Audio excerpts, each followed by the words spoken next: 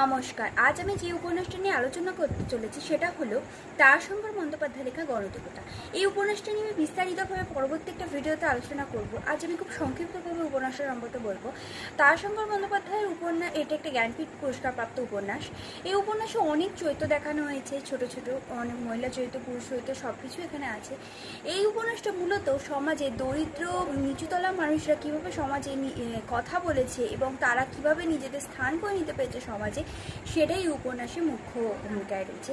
এছাড়া এই উপন্যাসে বিভিন্ন মানুষ চরিত্র দেখানো হয়েছে এবং তাদের নিজেদের মধ্যে কথাবার্তা এবং তাদের কালচার এবং তাদের ঝগড়া, তাদের ভালোবাসা, তাদের দৈনন্দিন বিভিন্ন রকম ব্যাপারকে এই উপন্যাসে খুব সুন্দরভাবে লেখক তুলে ধরেছেন।